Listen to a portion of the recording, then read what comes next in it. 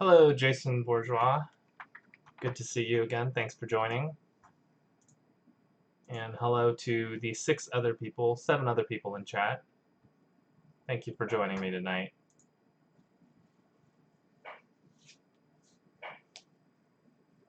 So, hello, Jeremy. How are you?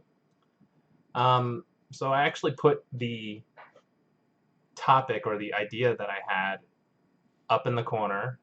Good evening, Aaron Jones. Good to see you.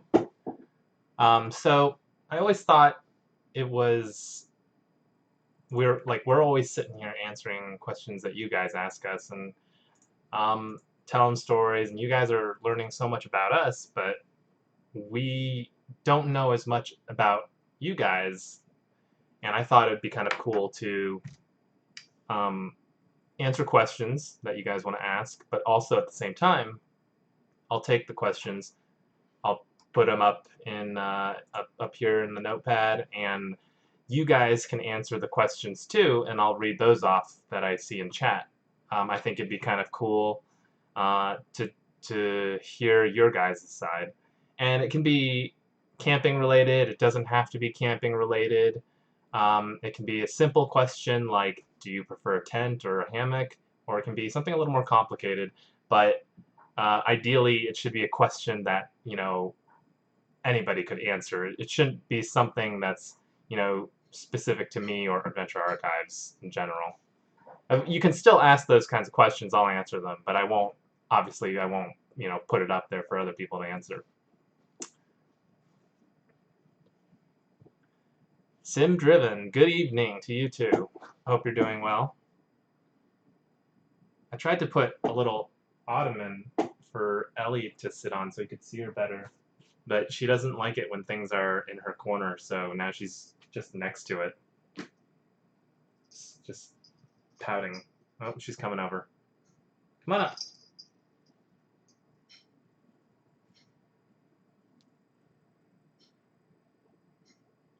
You gonna sit down? She's standing on my lap, and she can't decide if she wants to sit on it, because it's not comfortable for her to sit on my lap if I'm sitting up. Okay, if you want to sit down, just sit down. Not going to? Okay, she's leaving. Anyways, so yeah, let's get the ball rolling. I'll just copy and paste these here like this.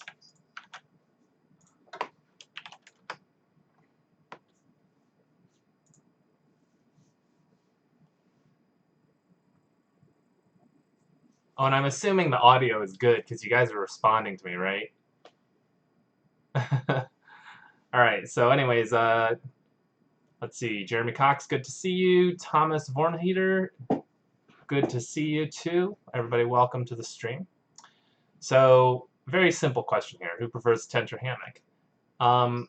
You guys probably know this already, but I like both. And really, it's situational for me at this point. If I had to choose one or the other, like let's put a hypothetical situation out there. If I had to go with only one shelter for the rest of my life, I'd probably go with a tent, just because I feel more confident using a tent. I feel more secure using a tent, in certain weather conditions, and also I think in most cases a tent will definitely be better for like if there's no trees or if there's just not an ideal setup for the hammock.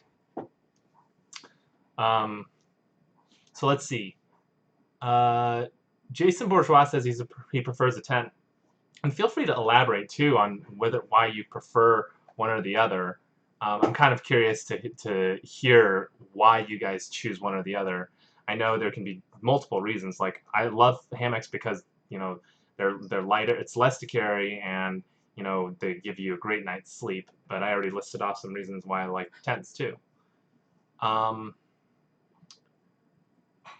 Let's see. So okay. So Jason Bourgeois already said he prefers a tent. Aaron Jones says he says a tent too, and Stephen Bell says he prefers a tent. So we've got a lot of tenters here in the chat. I know there's some diehard hammockers, and I know there's some people who are actually curious to try hammocks. And I would say it's definitely worth trying.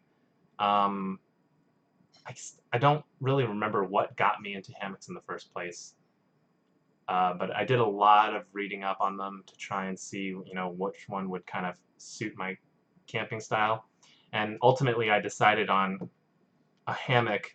So I got a hammock that was, had already had mosquito netting in it. And basically, the reason why I went with that is because I wanted a hammock that would provide me with kind of everything I needed in one package, so to speak. So I didn't want to get just an open air hammock and then, not be able to use it in a trip where it was like where there were like a lot of bugs or something. I prefer having, everything like in one package. I'm an audio god. So Stephen Bell says, I have never gotten a decent night's sleep in a hammock. That's interesting, but I can understand that. Everybody's a little different, and I can see like maybe hammocks not being comfortable for some people, especially with the curvature of the back. Certain hammocks are designed so that you sleep diagonally in them, and that's the kind that I have, and that minimizes that curvature and gives you more space to kind of spread out. I think if I slept in a very like loose hammock that was very curved, it would be extremely uncomfortable. Jeremy Cox says, I love a hammock to just chill in, but I can't sleep well in them usually. Okay, another person who can't sleep well in them. I have gear for it, but only warmer weather. And that's generally what I do too, as I save the hammocks for warmer weather. Every now and then, it's alright, but I prefer tent. Okay? Sim Driven says he hasn't tried a hammock yet. Definitely want to try. Like I said, I think it's definitely worth a try. And you may just love it, Thomas Vornheater says, I definitely prefer a tent, but that's probably due to not having a good hammock setup. That's true. I think if you don't invest in a decent hammock setup, you probably will have a bad first experience. And that goes the same for tents. Like if you buy, like a $60 Coleman tent, you're probably not going to enjoy it. Like the very first tent we had was a Coleman tent, and it was like a single pole, and it felt really cramped because the walls were baggy and fell in, so it felt very claustrophobic, and it was just a very mediocre tent. But then ever since I started doing research and buying my own tents, I know what I like, and I really like tents now.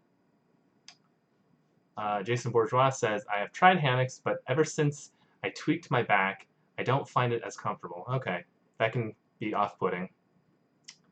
William McKean, thanks for joining the chat. As you can see up here, I am posing questions from the chat, and I'm answering them, and I'm hoping the chat will participate and answer them too. I've read that a mistake I and many others make is we buy the double hammocks because it seems logical, but a single is really the way to go if you're retrying to sleep and backpack with it. I don't know what the difference between a double hammock is. Is it just like a bigger hammock? I know I've only used one hammock in my life for camping, and that is my Hennessy hammock. But I know there's some like War Bonnet, and I know that there's E&O, but E&O seems to be more of like a relaxed hammock. And like I said, my hammock is designed to be kind of like an all-in-one. So it's got the mosquito netting, it's got a ridge line where you can attach a rain fly, and it's designed to sleep diagonally so you can sleep comfortably in it. Mary Fisher, thanks for joining us. Welcome to the stream.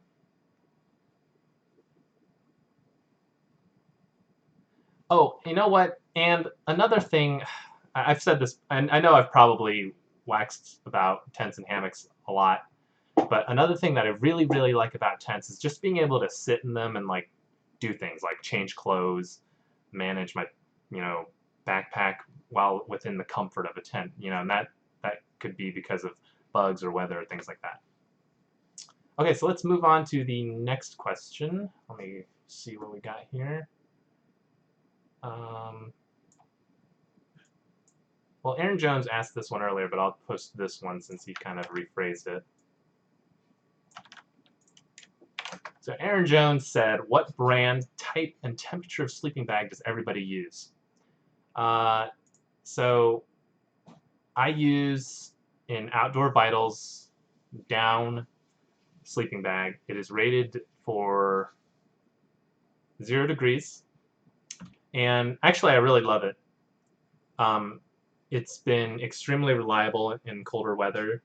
It's very lightweight, packs very small, and actually one of the big things that I like about my sleeping bag is that it's a little looser around like just the whole body. The old one that I had, which was I think was like a Casper or something, when you were zipped up all the way in it, you really didn't have much room to kind of wiggle around, and it felt a little uncomfortable. I always roll onto my side and then roll onto my back and then roll on my other side a lot when I'm sleeping. So having a little bit of extra space to be able to slide around in my sleeping bag really helps.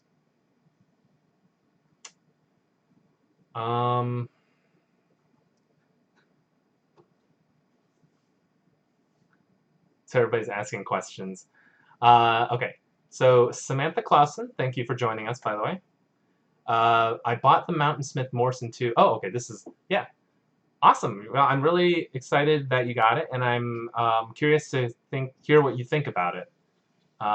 Like I said, I love the tent so far. It's got so much space, and it didn't weigh, like it weighed maybe a couple ounces more than my current one. Oops. I will say, Samantha, that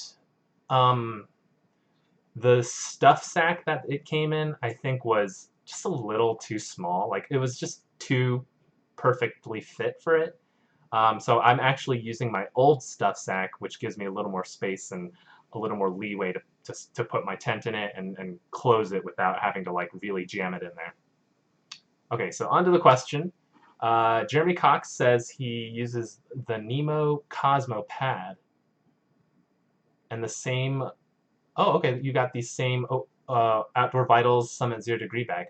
Well, I'm actually curious to hear what you think about that 0 degree bag then, Jeremy. Like I said, I've been really happy with it because I know Robbie got one and he used it for a while, and I was really impressed with it, so I ended up getting one, and Andrew did too. William McKean says, I used an MEC Centaurus -9 Celsius, 15 degrees Fahrenheit synthetic bag. Had it for about 2 years now, and it's pulled me through a bunch of nights. Cheap too. Yeah, my old bag was actually also, it was rated 15 Fahrenheit. I should also say that when I say temperatures, it's Fahrenheit. um, Now I'm confused. Oh, I keep getting confused. Anyways, but yeah, my old one was rated 15 also, and it was great for a long time. And then when we did Kumatori, I realized that I probably wanted a bit of a warmer bag. Just because, like I said with the hammock, I kind of want all my options in one thing. Like I want to minimize. I don't want to have like 3 sleeping bags for 3 different kinds of temperature. So I get my 0 degree bag, and in hot weather I still bring it, but I just kind of like sleep on top of it. And then in lukewarm weather, like maybe 60 degrees, 65 degrees, I'll sleep in it, but I'll leave it unzipped. And then when it's cold weather, it keeps me. I do the whole shebang with everything on, and it keeps me warm. Mary or Marie, I want to say it's Marie. Marie Fisher says, I've got a thing called a Tikla Rambler. It had two different ratings on either side that kind of work for 20 and 30 degrees. That's interesting. I've never heard of that one in my life.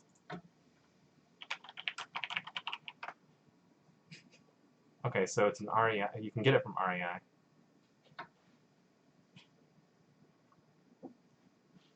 The very first sleeping bag I had, of course, was another Coleman. We started out with Coleman because we didn't know any better, and all of that stuff was crap. we started out with like a 35-degree Coleman bag, and man, we had no idea what we were doing. We brought that to a winter trip, and we were like, oh, 35 degrees, you know, that's more than enough. I don't know what we were thinking back then. Thomas Vornheater has the Outdoor Vitals 15-degree sleeping bag synthetic. Interesting, 15 degrees. I didn't know they did a 15-degree. Jason Bourgeois says, I use a Kelty Cosmic 20-degree bag. I like Kelty as a brand. I had a Kelty backpack for the longest time. I loved it. I had a Kelty tent for the longest time. I loved it. And I would have gotten a new Kelty backpack, but REI didn't sell them. If I remember correctly, they didn't sell them. And the new Kelty tents actually, I didn't like the designs. My old Kelty tent was very simple, like two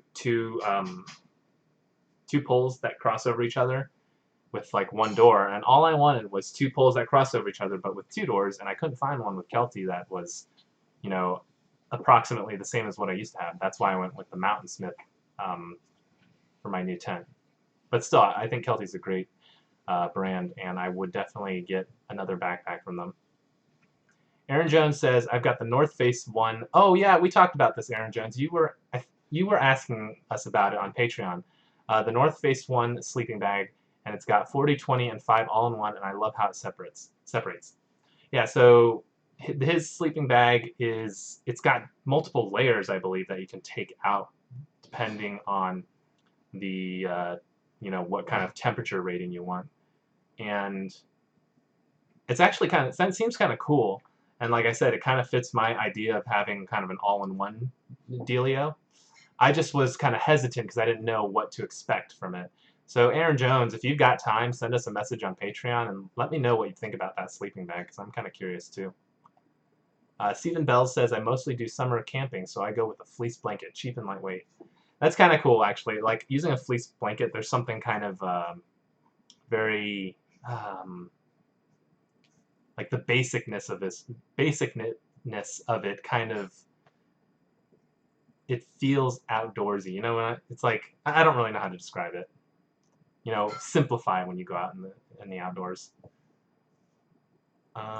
Marie Fisher says, also I'm stuck with synthetic because I'm allergic to down. Oh, that does kind of suck. Synthetic's great. The having to worry about your down getting wet kind of sucks, but it is really nice and warm, and like it's easy to pack down, and it's lighter, so there are some advantages.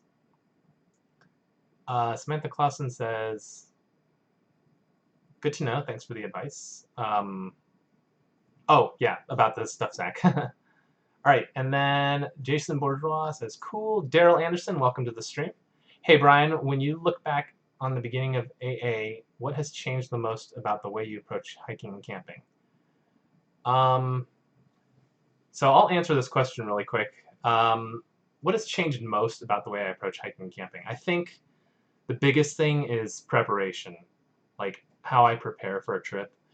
I like to approach a trip and make sure that maybe this sounds kind of lame, but I want to be as comfortable as possible on that trip, and I want to make sure that I have, you know, can account for everything. And you know, that can range from things like being prepared for the certain, you know, if it's going to rain that weekend, or you know, the food that I plan to bring, the amount of clothes I bring, just things like that. So I think I take a big part of my planning is definitely preparing for that trip and just thinking about what I'll need for that. Also, another thing is that I try to drink way more water. Like, for some reason, when I first started camping and hiking, I didn't drink nearly enough water, and it was because I didn't realize how much water you needed to drink while camping.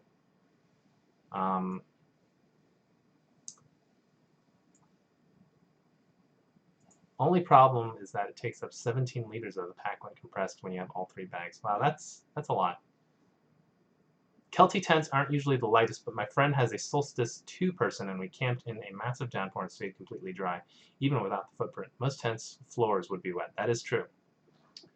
All right, so if I missed your question, feel free to repost it, because the stream is going pretty fast. So, and I don't want to keep scrolling up to try and find the questions that you guys asked. So if I missed your question and you want to post again, feel free to. Let's go ahead and post Jason Bourgeois' question here. Very simple question here. He says, what brands of hiking boots does everyone use? Well, my brand is Keen, K-E-E-N, and I got it from REI. I didn't do much research on my boots, but I knew that I was kind of prone to a little bit of foot pain in my left foot, so I knew I wanted something that felt solid and comfortable. But I also have a tendency for some reason to roll my ankle when I hike. I think it's because when my feet get tired, I kind of like put my feet down kind of hard without really thinking about it. And if I step on a rock or a root the wrong way, I can roll my ankle. I haven't hurt my ankle while hiking, but I have gone off balance. So I actually opted for a Keen brand hiking boot that had a high, kind of goes over the ankle. And that also plays a good part when it comes to, crossing through small streams and stuff. It helps. And honestly, I really, really like my boots. They've kept me dry. They are comfortable. They've been durable. They dry off really quickly, and honestly, they still perform perfectly. So I don't see myself getting any new boots in a long time. Let's see. Aaron Jones says he has the Merrell Moab 2 mid-cut, and Jeremy Cox has the Merrell Moab 2 also. Interesting. I've never even heard of that brand. Oh, and Jason Bourgeois uses the Merrell Men's Moab 2. Wow, this must be a really good brand or something. I've never heard of it.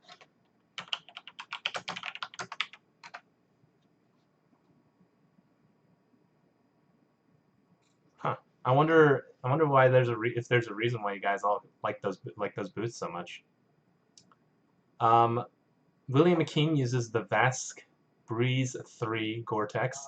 Got them for Christmas. I'm not particularly prone to foot issues, but they're nice boots. Okay.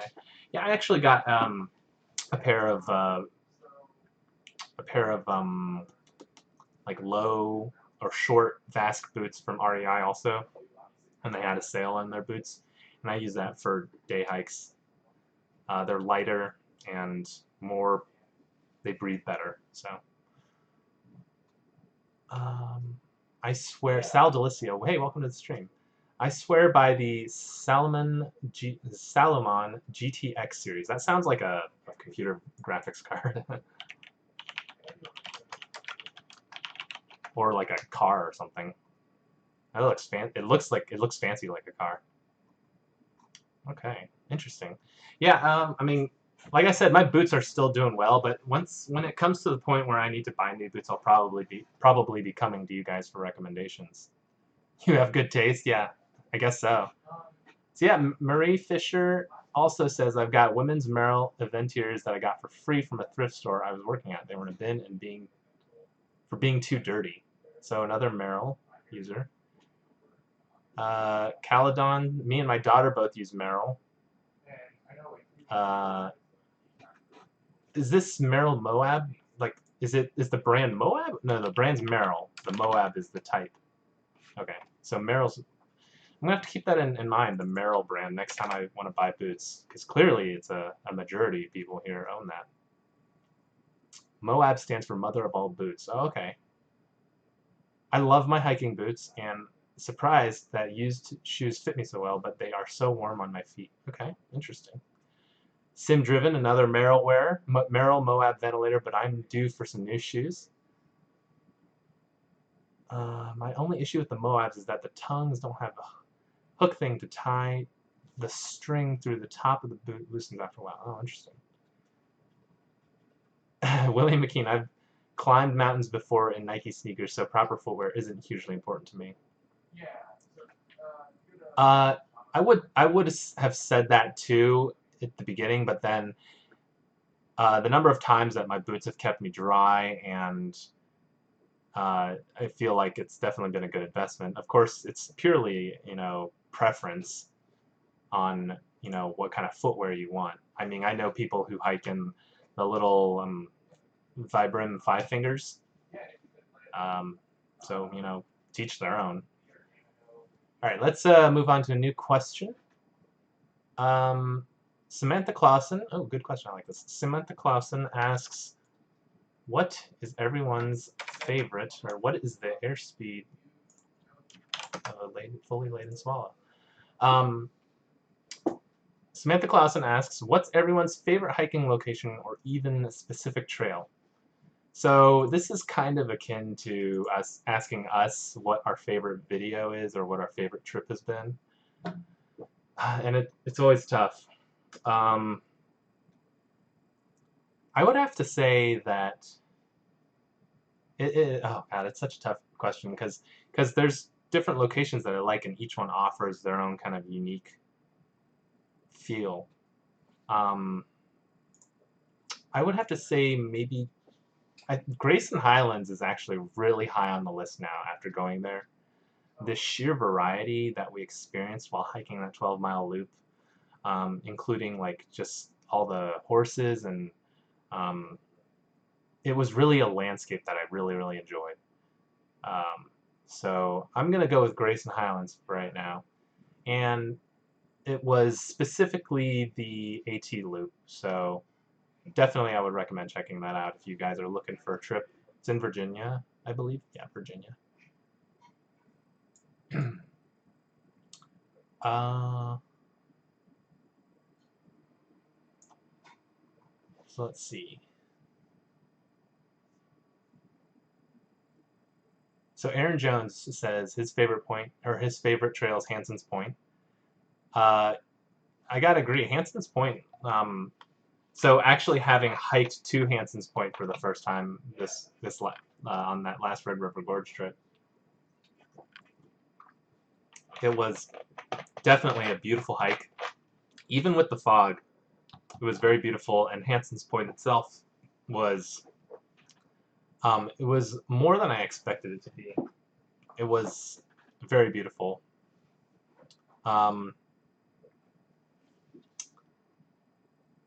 Aaron Jones, Red River. Okay, yep. Marie Fisher says, love Superior National Forest in Minnesota. Haven't been on it much, but I don't know if you're trying to say shit or if it's SHT is like a is the abbreviation for something. But she says it's amazing. So something there is amazing. Jeremy Cox says Red River Gorge because it's an hour away from me and so great. I would also agree to Hanson's Point or Oxear Ridge because it's similar view and a little simpler to get to. Okay. Yeah, Red River Gorge is definitely a popular place. William McKean says Alexandra River and Terrace Creek in Banff National Park. Banff, definitely high on my list to want to go to soon. Super remote and a 13-kilometer hike took us to one of the most spectacular gorges I've ever seen. I would post a pic if I knew how. William, if you go to Imager, like imgur.com, you can post the pic. You can upload the picture there and then post the link in the chat. Similarly, actually, if you guys have pictures to share, go to the community tab in Patreon and post your pictures there. We sometimes forget that there's a community tab, but we go through it and people post awesome pictures there. So yeah, definitely a great place to share pictures from your trips and things. Sal Delicio says he loves Red River Gorge, he said Red River Gorge is a big time fave of mine now that I've seen it. Now that I've been, but the Delaware Water Gap, Mount Tammany, is still my favorite, all-time favorite. Okay. Thanks to Adventure Archives, we knew about it, Hanson's Point. Also, I'm going to Virginia mid-June. I will have to check it out. Definitely. Highly, highly recommend Grayson Highlands. I was like, when I first heard about it, I was like, oh, it's like you started in a state park. How great can it be? Like, I mean, I'm sure it's nice, but I didn't really expect much. But man, that trail was just like, it was great. Jason Bourgeois, I like Cypress Provincial Park. Eagles Bluff is great. Okay, I don't know where Cypress Provincial Park is.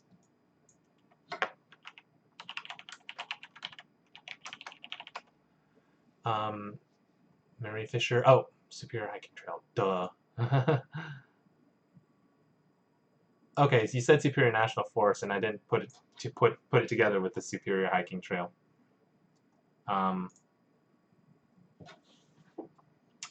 Let's see.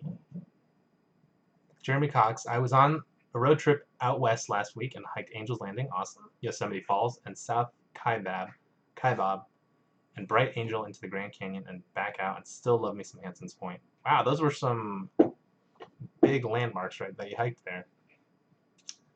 Matthew Geisman says, I liked Deep Creek Trail and Smoky Mountains. The Smoky Mountains. We got to go back at some point.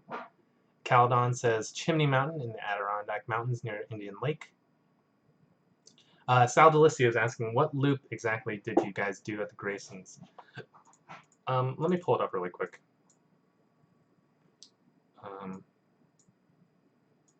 One second here while I search that up.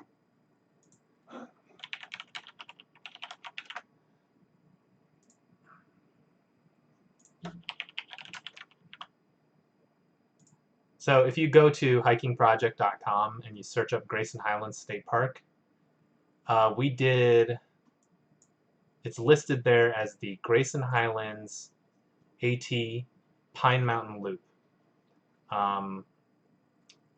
We did the loop, and then yeah, pretty much that loop, and it was great. We broke it up. It's 12-mile loop with the elevation change is minimal, like it's not crazy at any point, and you can see a lot of variation in the environment. You see wild horses. There's well-placed water sources too. So we did it over the course of 3 nights. Yes, 3 nights, but it could easily be done in 2. I mean, you could do it as a day hike if you're you know, a hiker like that.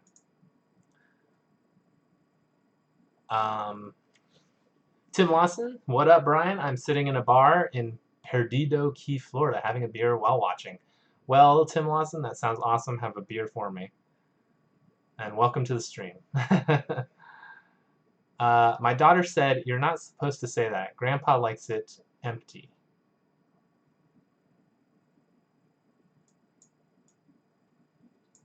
Oh, I'm sorry. I didn't know your daughter was watching. Okay. Keep it PG. Grayson is definitely incredible. Okay, let's get another question up here. I'm going to backpedal here so I can find something. Actually, I saw an interesting question that I kind of wanted to hear your guys' answers to. Let me see if I can find it. Oh, okay, well, let me answer this question really quick. Caledon asked, Brian, have you guys replaced all the equipment you lost in the river? Drone and lenses. We have not replaced the drone. The thought process is, if we do get a drone, which we may not, for the reason being that it's very rarely are there opportunities to use it in parks, which is kind of disappointing. And then the other thing is if we do get a drone, we might as well wait for like a newer model or something more compact. It's basically something a little more convenient for hiking. Something that might be able to break down smaller, have a better battery life, things like that. The lenses, I believe we've all replaced at this point. Sorry, I'm looking for this question that I saw.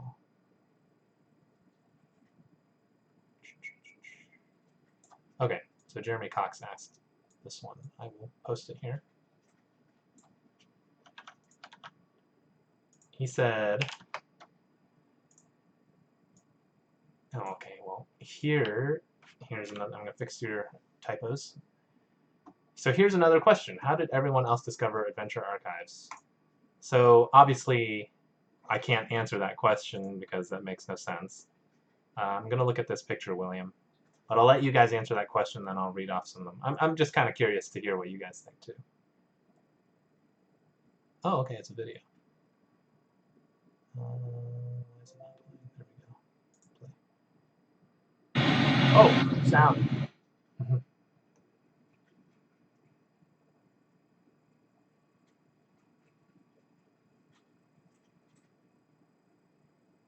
Oh, that's really cool. it it really looks like nothing we've ever been to. Just because I haven't really seen a rushing river like that, but between a rocky gorge. Um, it's kind of reminiscent of the Smokies, but not at the same time. Probably because of the lack of rhododendrons or something. That's pretty cool, though.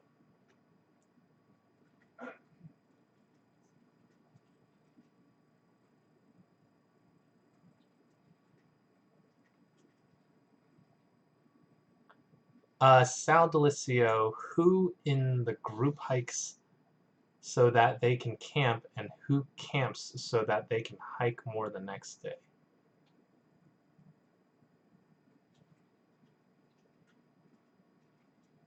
I kind of understand what you're saying, but also kind of not. um, Jason Bourgeois says, I discovered it when I was searching on YouTube. It was the Dolly Sods episode. Was it the very first Dolly Sods episode? Or was it the winter Dolly Sods episode? Thomas Vornheater says he discovered it from a friend. Aaron Jones, I'm assuming most of these will be like I was searching for a video on YouTube. Aaron Jones says, I found it while looking for videos on Zaleski. Okay. So far, not the best videos to find to be the first ones to view from us, but you know, we'll take what we can get. Sim Driven says, I think I stumbled upon Adventure Archives while combing through hiking vids. Then I proceeded to watch just about all of your videos. Ha ha ha, so inspiring. I love you guys. Well, thank you. Thank you very much. Bruce Phillips found a Red River Gorge video while planning our first trip. Okay. Samantha Clausen says, nothing too exciting, just YouTubing backpacking videos and ran into you guys. First off, the quality of your videos are amazing, and you guys were from the same place as us, Columbus, Ohio. That's correct. I remember you saying that you lived here. Jeremy Cox says, when I was first getting into backpacking, I was looking for videos on Red River Gorge and found the first episode there. Marie Fisher says, I think I found AA through YouTube recommendations after watching some Joe Robinet videos. And Stephen Bells says, I can't remember which episode, but it was back in season 1. I was so impressed with the quality at the time, and it is crazy how much further you guys have come quality-wise. Well, thank you very much. I'm going to add an addendum to this question. If you found us while searching for things on YouTube, like for example, you said you were planning a trip, what was it that made you click on our video? Like, was it the title? Was it the thumbnail? Or did you just kind of like, were you just going through all the videos? Because that's something I'm really curious about. I'm really curious if you guys like saw our thumbnails for the first time and were like, oh, this looks really professional or something like that. And it's not really something you can get from the metrics on YouTube. So if you can answer that question, I'd like to hear your your thought on that. Sal Delicia says, I actually discovered AA while looking for a video of Monongahela. Loved the video and then instantly binged on everything else. Yep. Monongahela. I think we've been there a couple times now, right? Well, technically Dolly Sods is in Monongahela, right? Yeah. Hold on one second.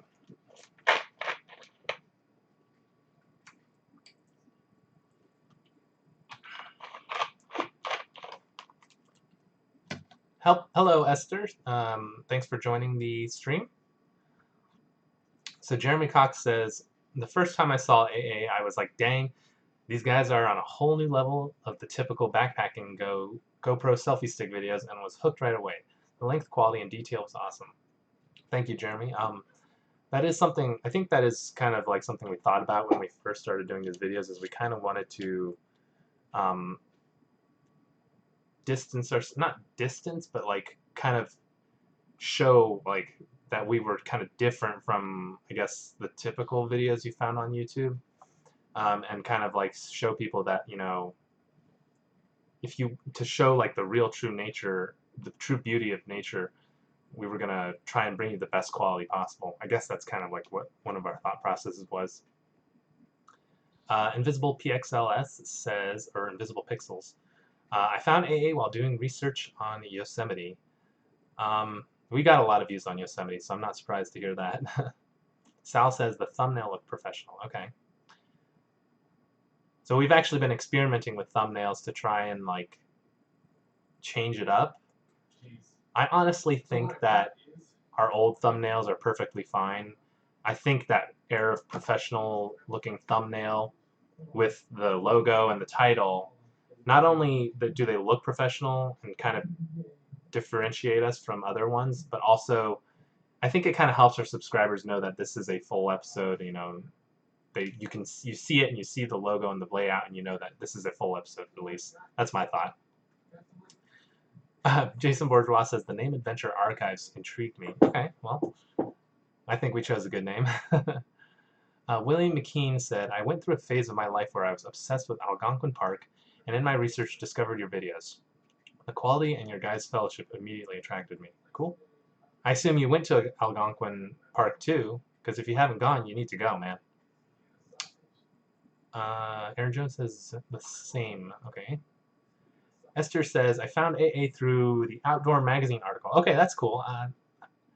I was intrigued partly, I admit, because you are Asian American.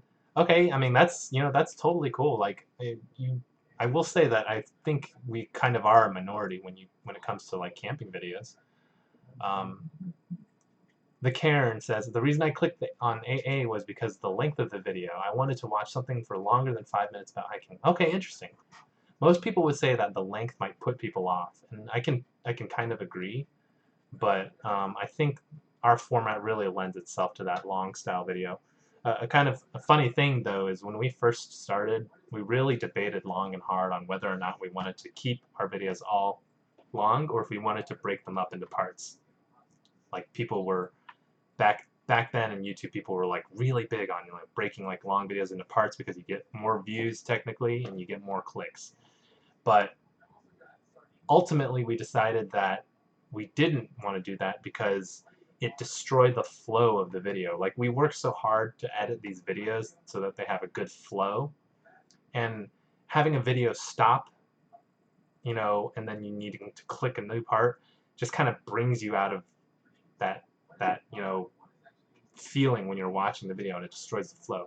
And that's another reason why we haven't done like ads in the middle of videos, because it's disruptive to the viewing experience. Jeremy Cox says, I can't remember really, but I think the 4K in the title caught my attention because that was back when 4K was becoming the next big thing. Yeah, we made sure to put 4K in the title because I think at that point also there wasn't too many high quality 4K videos, and we thought that would also kind of be a draw.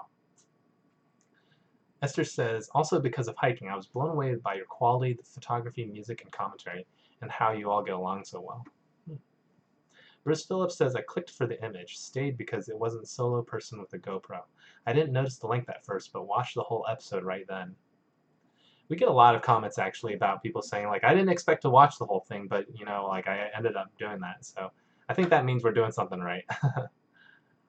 Sal says, lost it. Sal Delicio says, I completely agree with your thought regarding thumbnails. They stick out from all the other results. Looks like something you'd see on Netflix. Okay, I'm going to relay that to the other guys because I really think that we should be still going with the traditional thumbnail. But we have been experimenting with the titles, and I think that's an okay thing to do. What we have been doing is we kind of go for like a more experimental title to see if it might catch people's attention better. And then after kind of the views start slowing down, we revert it back to the more traditional title of like the park name.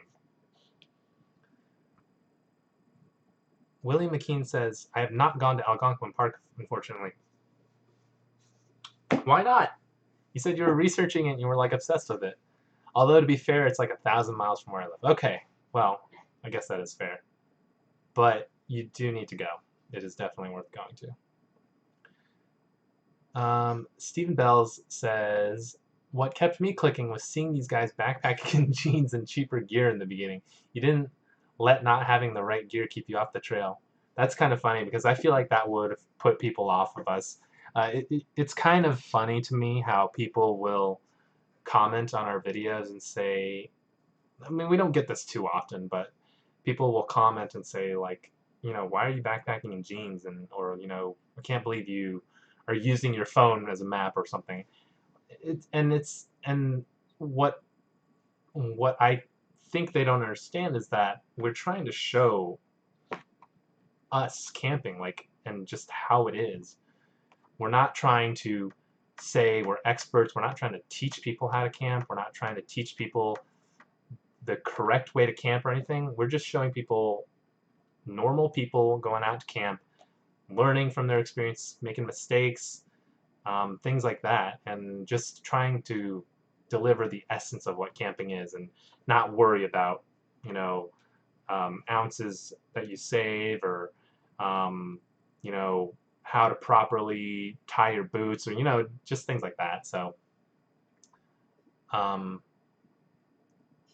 okay, on the topic of length, when I first saw the Red River Gorge episode listed, I almost didn't click on it because it was so long, but once I started watching, I had to keep going. Something really hooked me. Yeah, so like it can go both ways. But like I said, there's a reason why we have kept our videos long and like in one video. Caledon says they should do a spoof YouTube intro on a video once. Sup guys, it's your boy Brian, going to show you some hiking up here. Yeah. Marie Fisher says, clicked for cute boys, stayed because I deeply enjoyed the long format videos that are actually edited and edited very well. Informative, funny, and still professional. Thank you very much, Marie. That's very kind of you to say. Sal Delicio says, I second this, what Stephen Bell said. As someone who used to over-prepare for trips, I found the AA approach really liberating and made me focus more on the experience. That's an interesting take. Oh, okay, I do want to hear this question, actually, because we answer this question so much, but I'd like to hear other people answer this, too.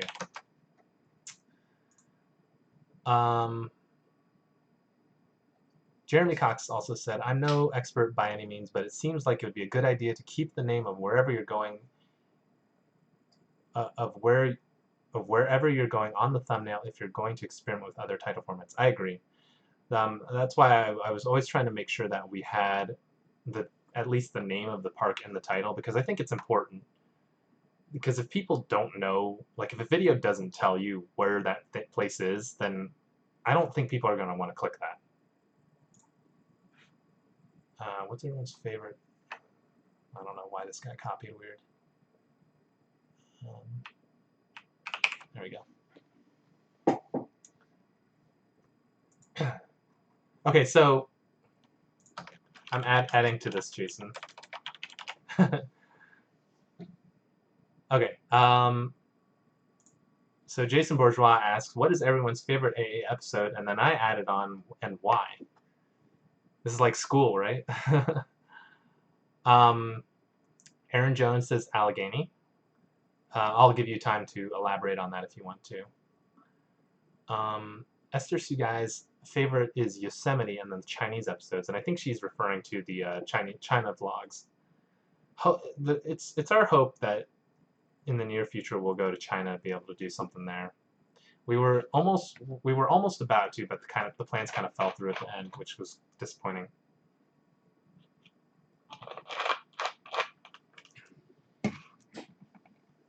Jason Bourgeois says, I like the first Dolly Sods and Kumatori and Algonquin.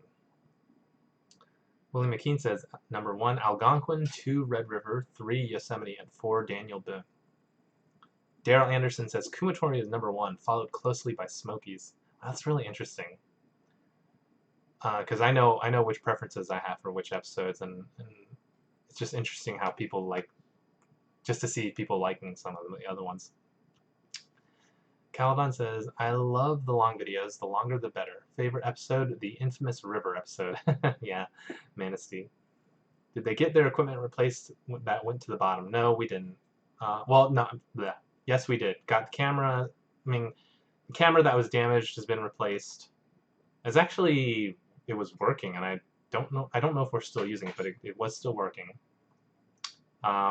We did get the lenses replaced, and I think I said this earlier, but we didn't get the drone replaced because we would rather wait for a better model to come out before we buy one. And honestly, there's not too many opportunities to use a drone, so we're still debating on whether actually replacing it or not. Samantha Clausen says, There's so many I like, but one that always sticks out is Pictured Rocks. The colors, the sunset, everything was amazing. Pictured Rocks was a great trip, and we got really lucky with the weather. Everything was like perfect on that trip. Stephen Bell says, I feel bad saying this, but Manistee River, so much action. I love the storm scenes. Hey, don't feel bad for saying that. The one thing that we all knew coming back from this trip was that it was going to be a really fun episode to watch because there was just so much stuff happening. We thought, when we first went, we thought, oh, this is going to be great. You know, like we hike up half of it and then we canoe half of it, and, you know, it's going to be a really unique trip. And that was, that in itself is unique, yeah.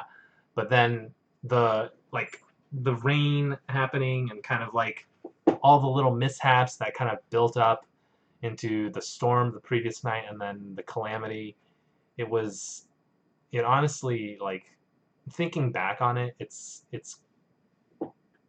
not cool, but it's just, you couldn't make that stuff up, right? You couldn't fake that kind of drama. Marie Fisher says, loved the Japan series. Seeing hiking and camping in another country was fascinating. Kumatori was also a very, very awesome trip, very memorable. Jason Bourgeois says, Kumatori because it was Japan and the landscape was spectacular. Dali Sods because of the camaraderie. Algonquin because of the Northern Lights, and hell, it was Canada. That's right. Esther Sugai says, I also like Yosemite because it's so dramatic. Also because it seemed like he leveled up in photography, music, and telling a great story. Maybe then I just noticed how good your videos were. I think Yosemite was right after Red River, which was basically our second episode with 4K. So that was like a huge jump. I would agree with you. Like, Red River Gorge is where it really started to turn around in terms of the shots we were getting, the editing we were doing, and we moved from, we took our, not that we didn't take making our music seriously, but we took it really seriously by having like a proper music editing program with, you know, proper like musical instrument packages to select to work with. Aaron Jones says, Pictured Rocks. No, just kidding. Pictured Rocks. Unfortunately, I won't be able to go next month because I screwed up the dates. Oh, that sucks, man. Daryl Anderson, agree. Algonquin was also amazing. Algonquin, I've said this for a lot of them, but yes, Algonquin was also an amazing trip. The setting was fantastic. The forest was like, it was like you walked into like the elves' domain or something. Like you walked in and you'd see forest spirits and things like that because it was just so green. It was so free of like overgrowth. And then camping next to the reservoir was awesome. We had great weather. And it also had that really neat experience at night, which I think the idea was bad that we did, but it ended up, you know, being something interesting in the episode. Ms. Jen Wingo says, I think the first episode I came across was Japan, and I thought the narration was so thoughtful. I was hooked. So cinematic and smart editing. Also well done. Thomas Vornheater says, Pictured Rocks, it just seemed like the amazing hiking/camping experience, and then the beautiful Lake Superior, and it helped too. Yeah. Invisible Pixels. Tough question, but probably Algonquin because it looked so fun. You know, Algonquin's a very, very good trip and very easy to plan.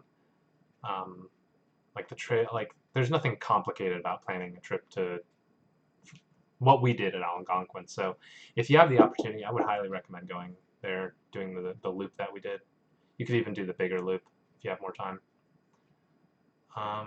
Jeremy Cox says it's way too hard to say, but I would probably say the first Red River Gorge because it was the first episode I watched, and also when I first started backpacking it, so it feels nostalgic. Okay. Daryl Anderson, number 1, Kumatori full package, good story, quality, and adventure. Number 2, Smokies had hardships, suspense, and relief. Number 3, Algonquin was just plain gorgeous. Good, yeah, good explanations.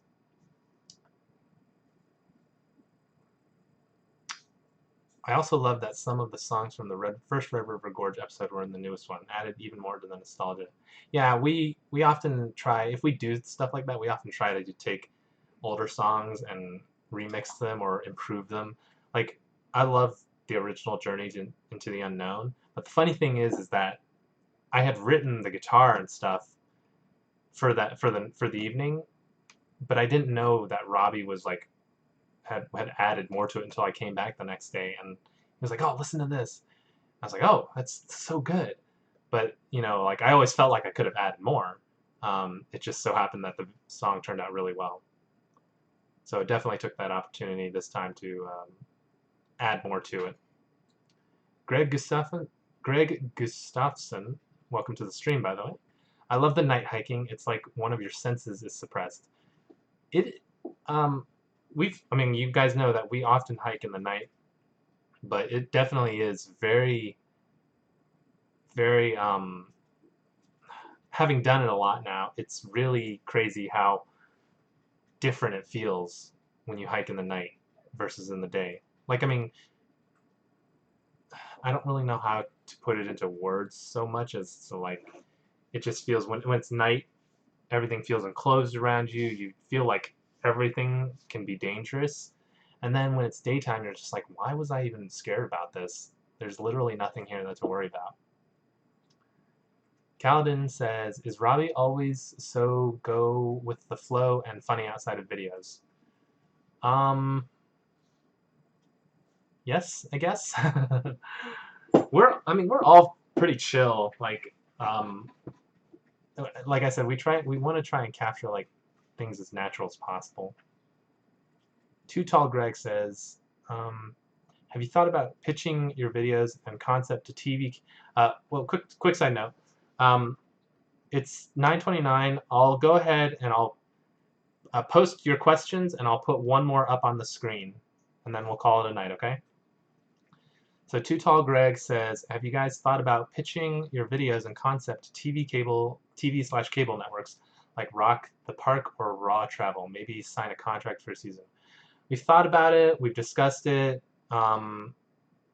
We considered like pitching to what are they called?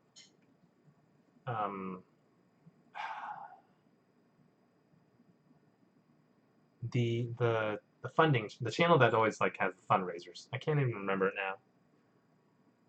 You know, Sesame Street was on it and stuff like that. I can't think of it off the top of my head. People often mention that we should pitch to Netflix. PBS, yes, PBS. Thank you, Jason. I haven't watched TV in a long time. People have mentioned that we should pitch to Netflix. I think pitching to Netflix would actually be within the realm of possibility too.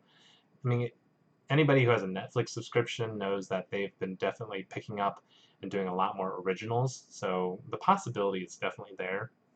And but I mean, we just haven't really taken the steps. I think one of the reasons is that we're very protective of the stuff that we do, and we want to make sure that if we pitched to something or if we signed like a contract or whatever, that we would still maintain like creative control over everything and kind of own the Adventure Archive name and the brand, so to speak. All right, so let's see, what questions are there? These live streams are t-shirt gold mines. Adventure Archives, we're all pretty chill.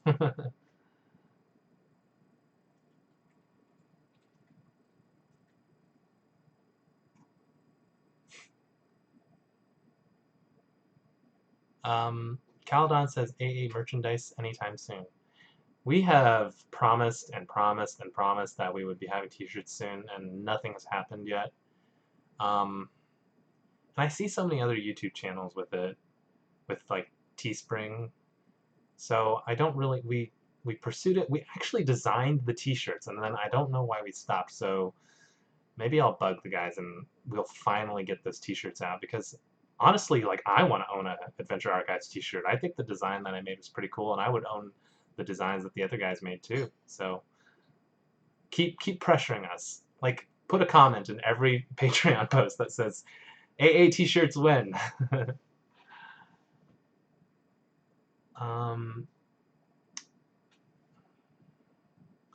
Okay, so Jason Bourgeois asked, I guess this is also a good question. Jason Bourgeois asking a lot of questions. What is everyone's favorite AA food moment and why? So instead of answering as my favorite like meal, because that might be how some people might think I would interpret it, I would say favorite food moment. And I guess, well, I won't count post-hike meals, but you guys can count them, because if I counted post-hike meals, then it would probably be a post-hike meal. I need to think.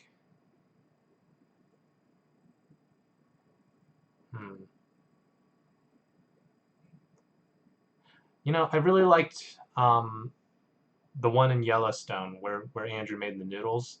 I think it was just because the weather was great and the campsite was great and like the view, everything was amazing. And then like us just sitting around eating from that pan of noodles was just like so much fun. And it was just like everything was like perfect. Esther Sugai says, eating insects comes to mind. Blech. It wasn't bad, but it's just like, I don't know how often we'll do that. Aaron Jones says, best way to put AA patch on a backpack. If you're talking about the ones that we sent to you guys, the iron-on ones, they're if you depends on the kind of backpack you're putting on, like the material. And honestly, I would say if you're going to put it on a backpack, I would just say sew it on, because if you put on iron on backpack material, it might ruin the material of the backpack depending on what it's made of. And also, I found that last time when I tried to put a patch on my backpack, it didn't stick very well, probably due to the fact that the backpack material is designed to be waterproof. So the iron-on like glue doesn't really absorb into the fabric very well.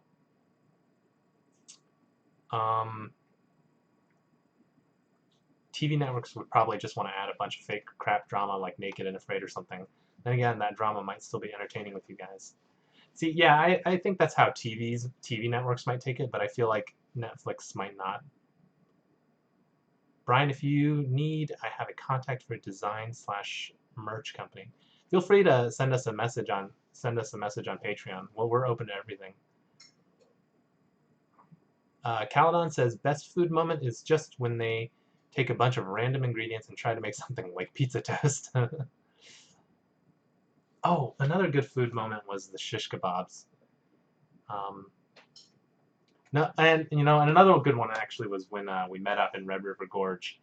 When I finally met up with them and I brought that food, that was really fun. I know Robbie really enjoyed that. Are you, Andrew, or Thomas planning to do a big solo video like Robbie's Timberline trip? I'm gonna answer this because it is something. So it might not be solo, but right now the plan is me and Andrew will do like 40 miles along Pictured Rocks, along Lake Superior Pictured Rocks Trail, and I'm thinking it would be fun if we both hammocked the whole trip. So yes, there is a plan to do that. It'd probably be late summer, late fall, early fall, depends, somewhere around then. Sal Delicio says, most satisfying, hot pot at Seneca Creek. Funniest, Andrew's homemade salsa and tortillas in Shenandoah.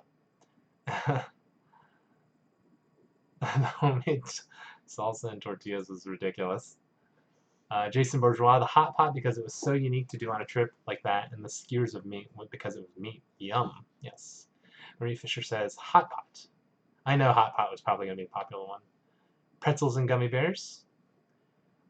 Didn't you guys make hot pot in the woods? It looked awesome and heavy. We did, and it was heavy. I had to carry the stove, and it sucked. It literally harkened back to our very first backpacking trip ever, where we brought a very similar stove out with a pot to cook food in, and I think about it, and I think about how dumb we were when we did that. Next time, just have Robbie haul in a mini fridge. At least he can have his cold sparkling water if he does that. Will significant others be allowed to hang with boys and hang with the boys in episodes? I believe only one of us has a significant other right now, so maybe. Spudplug and Miguel's, of course. Yes, Miguel's. Spudplug was good too. The breakfast sandwiches Nicole made with avocado, eggs, and bacon were awesome. We've made those on the trail, and they're insanely good and very filling. We didn't need lunch even after hiking. Yeah, those were really good, and that morning was just great. So, like, it kind of added to the experience. Just having, like, a great morning with great weather and waking up to eat that. Thomas Vornheater says, my favorite AA food moment was probably during the road trip, and that steak that Thomas cooked. Oh. My favorite AA moment was probably during the road trip, and that steak that Thomas looked amazing. Well, I understand what you're trying to say. And actually, that reminds me also, the meal we had after canoeing in the bayou, when we went to that restaurant, we had like the po' boys and the oysters. Oh man, that was a glorious meal. So much food. I think Nicole made it. Yes, correct. She did make this. All right. I'm actually going to... So I'm going to ask you guys a question, and then I would appreciate it if you post these in the comments of the Patreon post, because I want to know... the reason I want you to post them in the comments of the Patreon post is so that I can go back and research these, but I would really, really like to know what your guys' favorite snacks are to take and eat while you're hiking on the trail. Not like meals, but snacks. Because I know I have like certain ones, but I'd really like to maybe kind of try other things. So feel free to post those in the comments, like I said, on the Patreon post. And I'll go through those and research those. Marie Fisher says, oh yeah, Nicole always makes amazing looking stuff. Yeah, Nicole's crazy. She's so willing to carry like those heavy ingredients and to make that stuff. So she's always makes like these awesome meals. Ms. Jen Wingo says, one of you, I think it was you, Brian, tried a cola flavored Japanese candy. Those are my faves. So good. I think we all tried them. I think that was at Seneca. Was it Seneca? I think we sat down and we were trying a bunch of different candies. And those really are good. Actually, I have a wrapper in my drawer.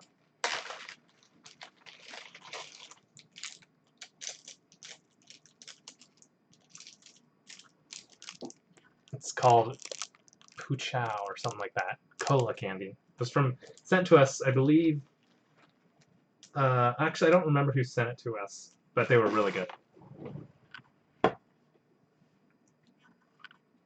Funniest moment of all time, Robbie and Andrew in the hot tub. Definitely, that was definitely top. Sim driven the caramel apples. That was funny. That was like so absurd. All right, I'm gonna go ahead and call it then, guys. And like I said, please post here. Let me actually do this. Please post in the Patreon comments section your favorite trail snacks.